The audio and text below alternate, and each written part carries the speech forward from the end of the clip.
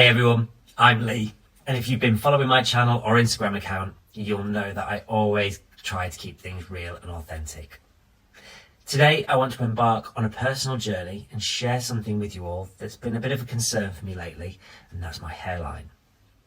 Now, I know this might not seem like a big deal to some of you, but it's something that's started to affect my confidence, and my hair's always been a big part of my identity, and I started noticing a receding hairline around my temples, so here and here, and possibly at the front, especially some thinning around this section. I've tried several things so far, so growing my hair to cover the receding parts. I've used minoxidil solution, finasteride tablets, PRP injections. Damn, do they hurt.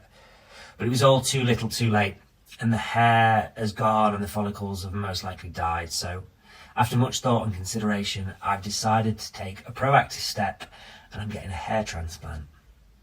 So why am I sharing this with you today? Well, because I know that I'm not alone in this. Many people, especially men, are facing similar concerns, and like me, maybe a little unsure or worried about the process. So I'm making this decision to document this journey.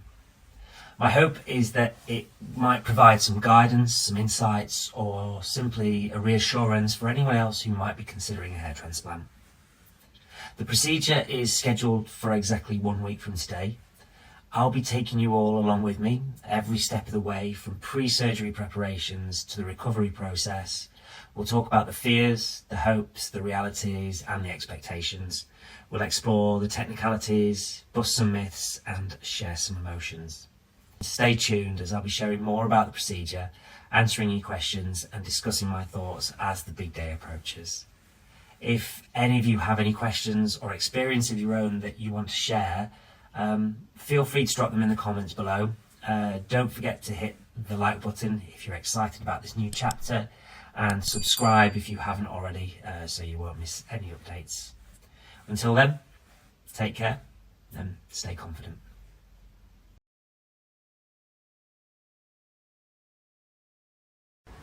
Hi everyone, it's Lee.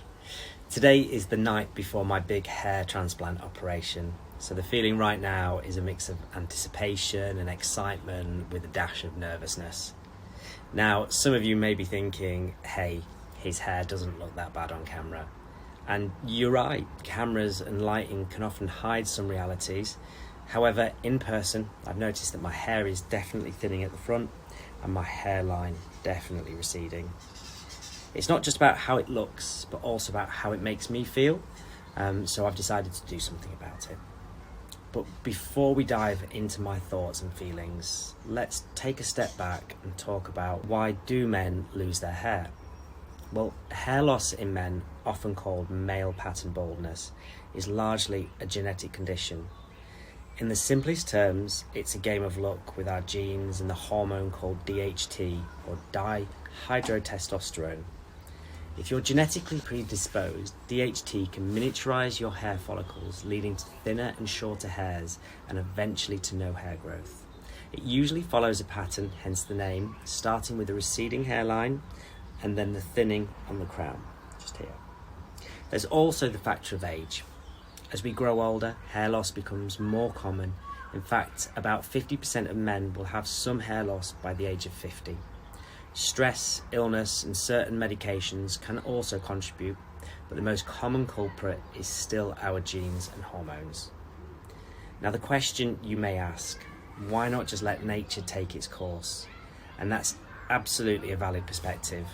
However, for many of us, our hair is closely tied to our confidence and self-esteem, and that's where hair restoration methods come in. There are various treatments available, from over-the-counter topical treatments like minoxidil, prescription drugs like finasteride, to more permanent solutions like the hair transplant I'm about to undergo.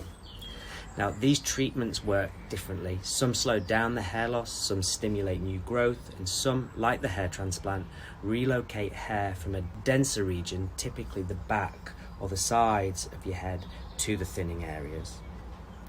The decision to opt for a hair transplant was a personal one, taking into consideration my pattern of hair loss, the overall health of my hair, and my personal comfort. And let me tell you, it's not a decision I've taken lightly. Tomorrow I'll take the big step, and as I head in, I'll take you with me and I'll share as much of the process as I can, what it's like and what to expect.